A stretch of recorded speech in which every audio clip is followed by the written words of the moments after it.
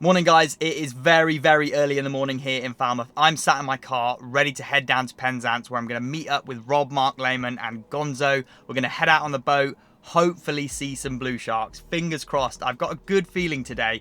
The guys said the last couple of days they've only had some small ones, but I think we're going to get a big one and hopefully get a tag on it. Mainly though, I'm just looking forward to getting in the water with these animals. It is the most amazing experience to be in the water with a shark. So fingers crossed we see one. Let's head down to Penzance.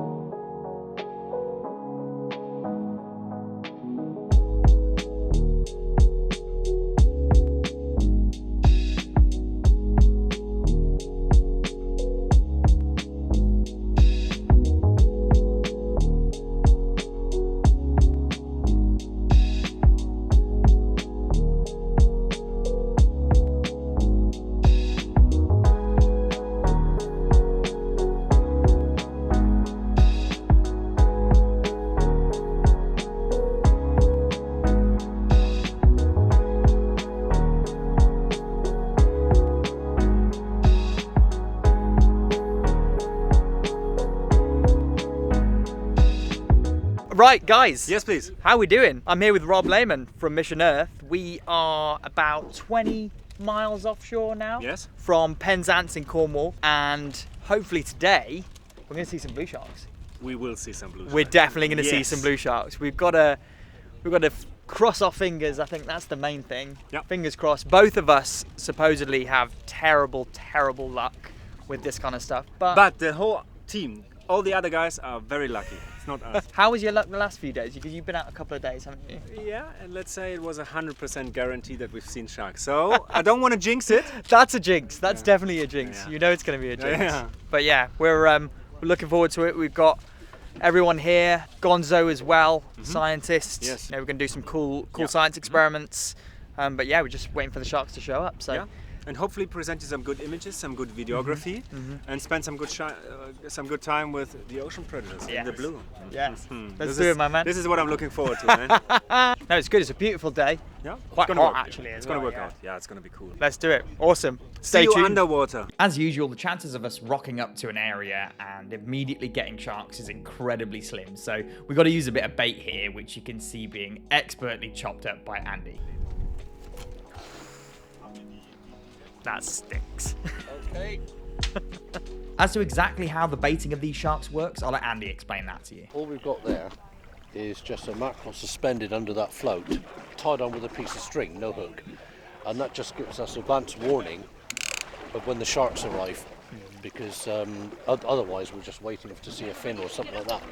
But when this screams off, we know they're there. Usually, about how long does it take the sharks to crop up? The shortest was under a minute. Oh wow! But the longest is about 5 hours. Yeah. So interchangeable. Just absolutely any time at all. It's nature. It's wildlife. Yeah. So we just don't know. Yeah. Nothing better than M&Ms while you're waiting for sharks to show up. So after probably hour and a half of waiting or so, got our first shark. Although it seems to have disappeared, I think. A little bit swelly today, not too bad. Just waiting now to see if this shark is going to show up. And we've got the bait box in the water. That should hopefully lure him in. But everyone's sort of waiting with eager breath to see if the shark is going to come back. Fingers crossed.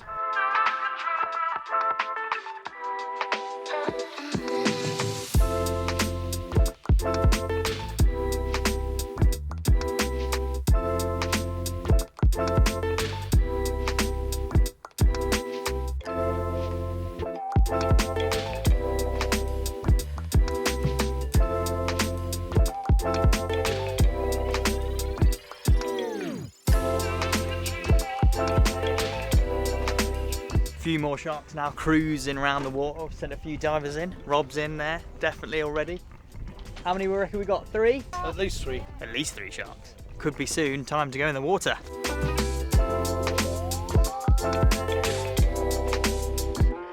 So I'm here with Gonzo, guys. Gonzo, it's been a long time since we've seen each other. Can you remember the Philippines 5 years ago? Yeah, 5 years. Yeah, I do remember. It's been a little while. We have seen some sharks, Gonzo, what have the shark sightings been like in the last few days or so? It's been fantastic. We've been out all week and we've had sharks every day. We're working here with a group from Germany and obviously Blue Shark Snorkel Penzance. And we're using non-invasive or minimally invasive methods to study the sharks. And so far we've been very successful, so we're very happy. So the sharks aren't playing game today. Not quite sure what's going on. Rob, what's going on with the sharks? I don't know. I'm not a scientist. I don't know nothing. It's frustrating. As soon as we are underwater, no sharks. But they're Out of the swimming water, around when we're sharks. out. Yes. Yeah, look, there he is right there. I don't know. You are the scientist. Skittish. Not very bold personalities, Correct. maybe. Just shy. That bird's bolder than the Yeah. than the sharks. 100%. Oh, Yeah. not quite. After hours and hours of playing cat and mouse with the sharks, our luck changed when a big female started hanging around the boat. This was the 2-meter shark we were looking for, brave enough to stick around with divers in the water, and importantly, big enough to be able to handle the cat's camera tag we wanted to attach to her. But because we were trying to be as minimally invasive as possible, we were going to have to attach the tag in the water with a clamp gun, manually. We've only got one chance here. One wrong move and she could be scared off for good. And even worse, the tag could sink to the bottom. Thousands of pounds worth of equipment gone.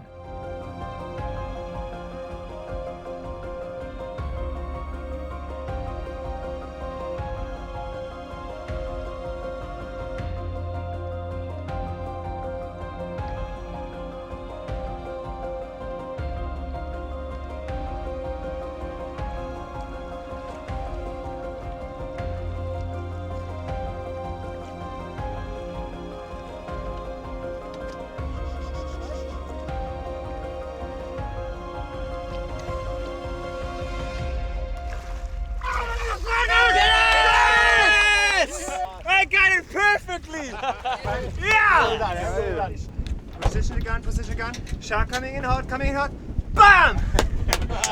And it went absolutely perfectly. Oh, brilliant. It's exactly right position. And it stayed. Close to the body. Absolutely close to the body. Brilliant. And she didn't really, she was like, okay, I'm gonna go. That's good. Yeah. She could come back around. We wait, we still jump. Yeah. Turns out she didn't fancy sticking around, so as the sun started to set, we headed home.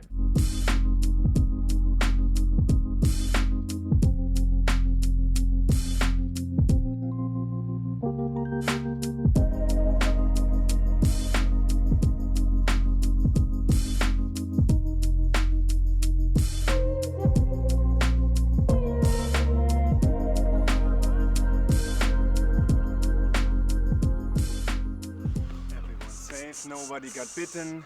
We did the first timer in the world. We nailed it. What a day! What a day. But so cool. Woo, what a day out at sea. It doesn't get much better than that. Tagging a blue shark, seeing 3 or 4 individuals, getting to spend time in the water with them. What an awesome day. I'm really looking forward to seeing what's going to happen on the next few days, so make sure you guys stay tuned. So I have literally just pulled up on my drive. That was hectic but awesome. I loved it. It's now 9:30. I've been going since before 6 o'clock this morning. Sometimes I think I just forget how long boat days are, but even though they're long, they're so much fun and I can't wait for tomorrow. So bed for me, but more exciting things to come, I think. Good morning, guys. It is day 2 for me on this research expedition. I'm sat in the car in Penzance, about to get on the boat. Looking forward to today. Conditions aren't meant to be as good as they were yesterday, so we'll see how that plays out. But all you can hope for is you get some sharks. That is the absolute main thing. You just want to get some sharks because these animals are wild animals, so you really don't know when they're going to show up. But fingers crossed we get some more today. We can do some cool science stuff with Rob and Gonzo. Let's get on the boat.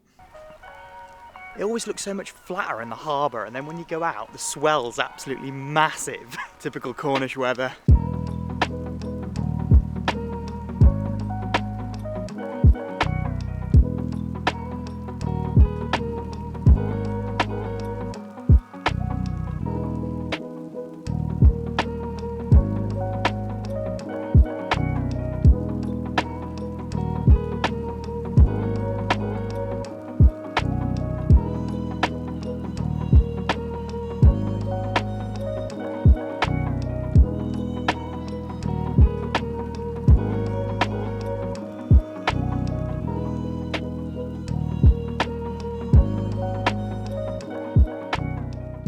just about to drop a BRUV off the side of the boat.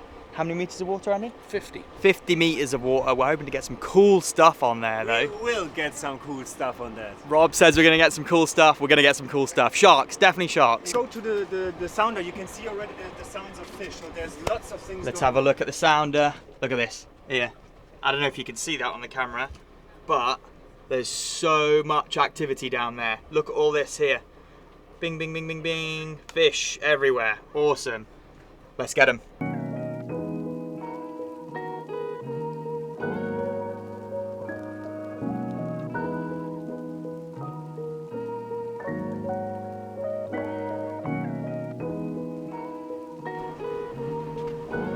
Are you ready Are you ready for some serious BRUV action?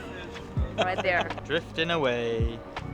Doing research work. You don't have to pay this guy. It's the best part. Off it goes. Our little BRUV. Hopefully gonna get some sharks.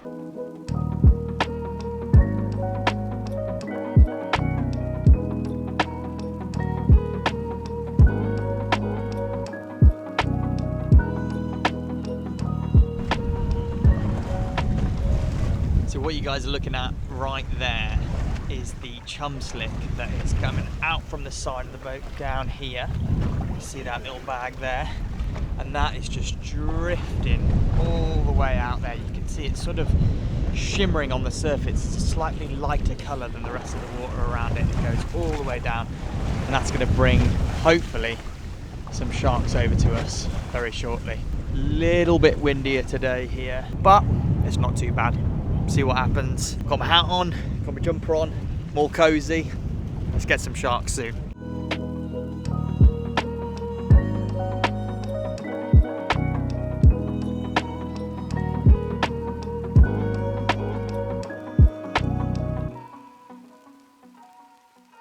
So we've been waiting a couple of hours now. We thought we had a shark on the bait. The fishing rod clicked a few times.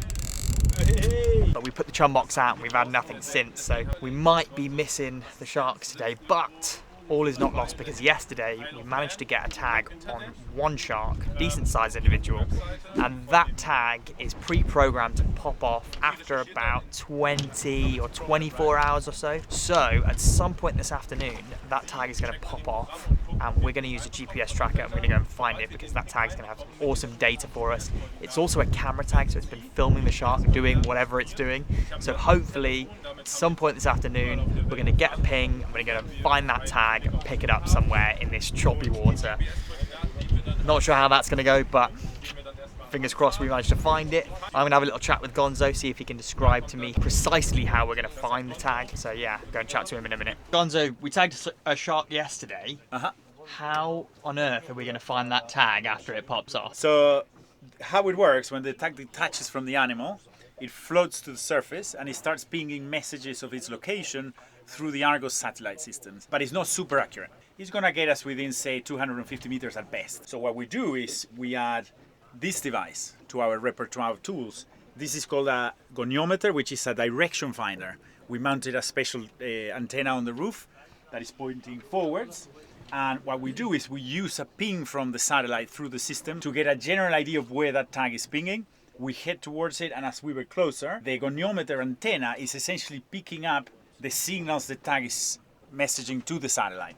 What it does this is interferes and uses that info to try and say, hey, this tag is pinging from that direction over there at the surface. So basically, when we're within that range, it's literally a case of all eyes on the water, right? Essentially, yeah. So we need everyone on the boat looking out. Conditions are not the best today, but they're not the worst. So I'm optimistic. And the tag is orange. So, hopefully we find it.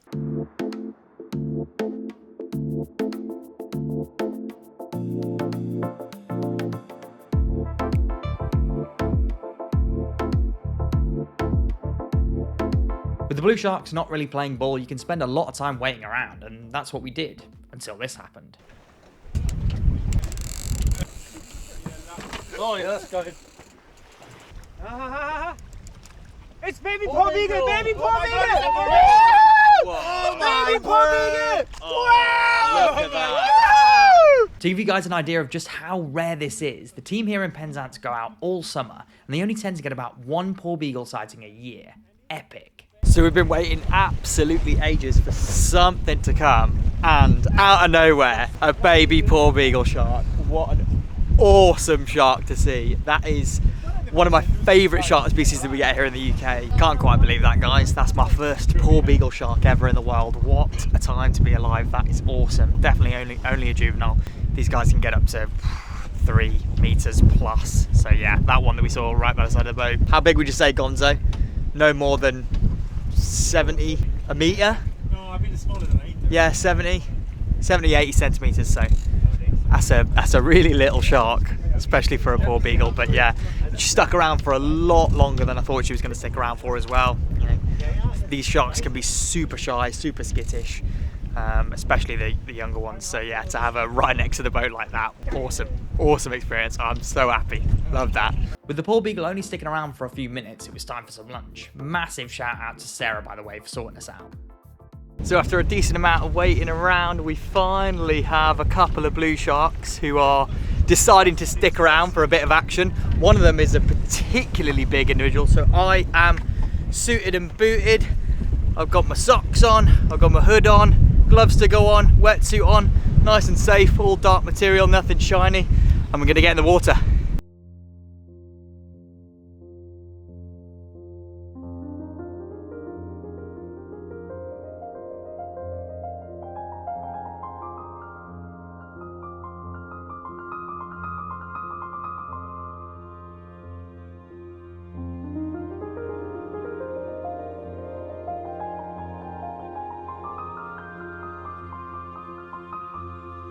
Blue sharks are one of the most strikingly beautiful shark species when you're in the water with them. These pelagic predators spend their entire lives out in the open ocean, swimming thousands and thousands of miles on their annual migrations.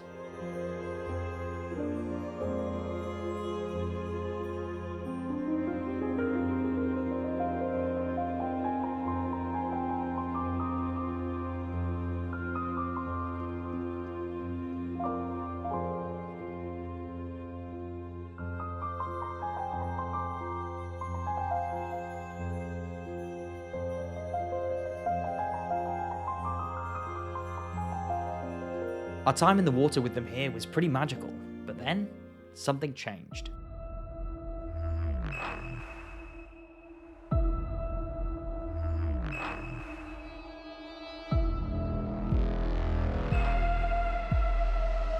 As the sharks grew in confidence, they started to push the boundaries of a safe in-water experience.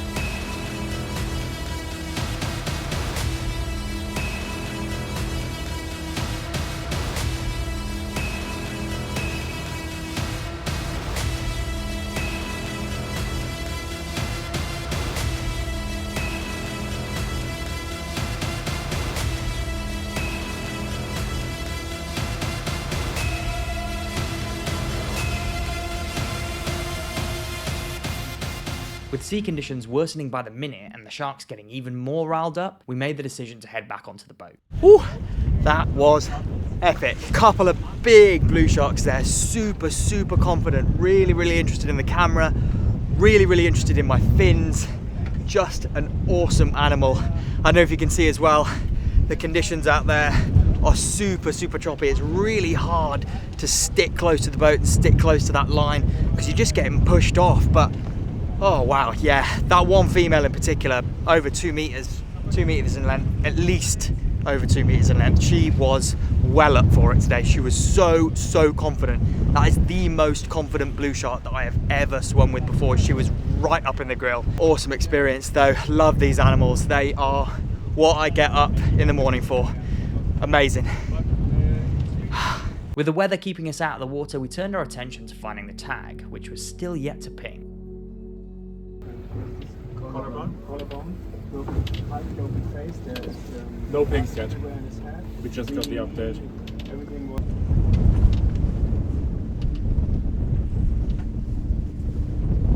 Ah, thanks. Shit.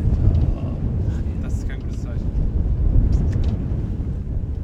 Patience is part of the game, no? It's part of science. It's part of shark research. It's part of this marine environment we like.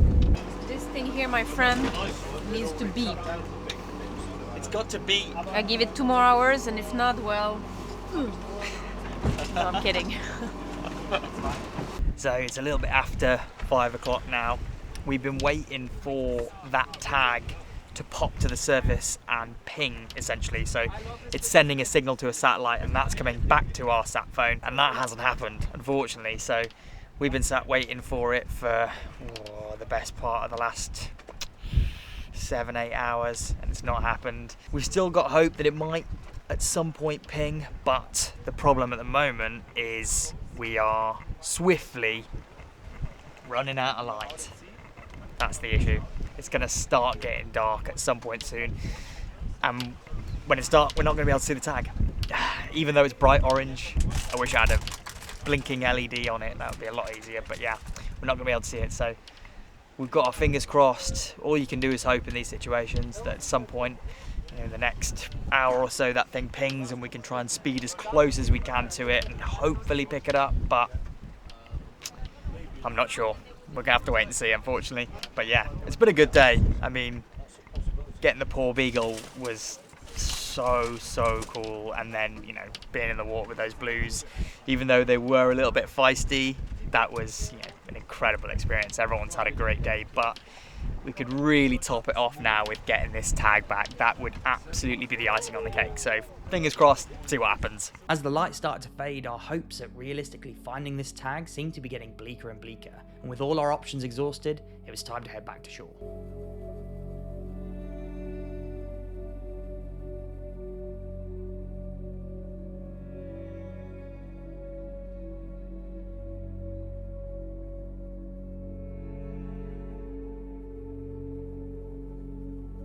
So after an absolutely grueling day at sea, unfortunately, the tag didn't ping. I'm gutted, we're all absolutely gutted, but as you can see, the sun's going down. We've really not got that much light left. So we're heading back in now. We're gonna pick up the BRUV that we set earlier. Hopefully, there's gonna be some cool things on there, so let's go and have a look. But there was another problem. The BRUV buoy wasn't where we left it.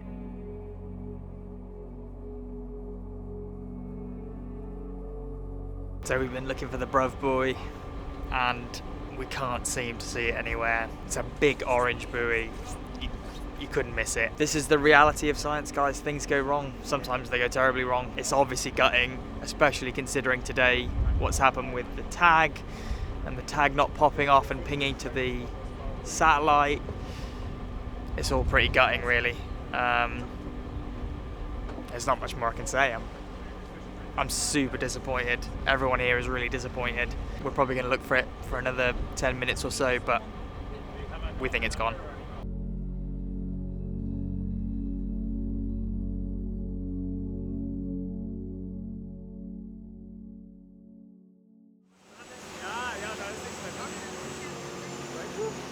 I've only gone and found the buoy. Oh my god, that is a lot of equipment that would have gone to waste there. Nico's gone and found it. Awesome. Oh, we've been looking for like 35 minutes.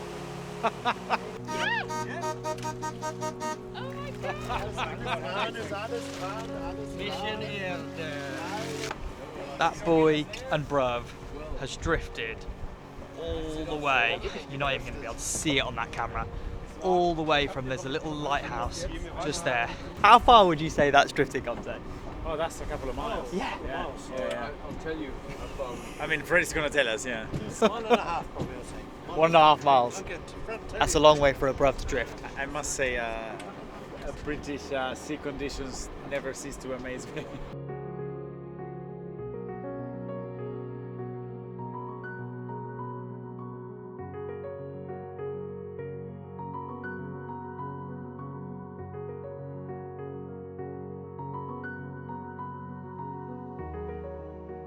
Rob, mate, What a day. But this is exactly the days you have when you're out at sea all the time. Ups and downs. Ups and downs all the time, emotions from one end to the other end. We didn't find our attached transponder from the shark, which I attached yesterday. But we managed to find our ground BRUV, which is super cool. And I'm super curious what's on it. Yeah, you never know. This is exactly what science is like. Yeah. This is what we're trying to show you guys, is that it's not perfect. No. Stuff goes wrong. You learn every single day. Yeah. And my professor used to say, so this is for all the marine biology students, marine science is super expensive. A lot of things go missing or they break. You get very little information, but that's the way it is. But it's a lot of fun as well. It's always fun, Rob. It was amazing that you've been there, and greetings to the community. See you in his videos. Well, like Rob just said, the ups and downs of science is insane. You know, you can have things go right and things go wrong. It is literally how the world of science works. Science and field experience is real, and stuff goes wrong, stuff goes right. You just have to get on with it. The guys, you know, not getting the tag that they put on the shark yesterday, life goes on. But it's all about the experiences you have, forming friendships, you know, learning, having fun. That is literally what it's all about. And I can say definitely today and yesterday, that is exactly what we've been doing. Stick around, guys. There's going to be some more content like this coming your way. I've now got a vlogging camera, as you can see here, so I can take shark bites on the road. There's going to be so much more cool stuff I've got planned. Possibly that trip up to Scotland that I mentioned. Maybe some other things as well. Guys, if you enjoyed this video, please do give it a like. And make sure you hit that subscribe button. Also, make sure you go and check out Marc Lehmann's channel, Mission Erde or Mission Earth. It's awesome. He's got so much cool content on there. But for now, guys, see you soon.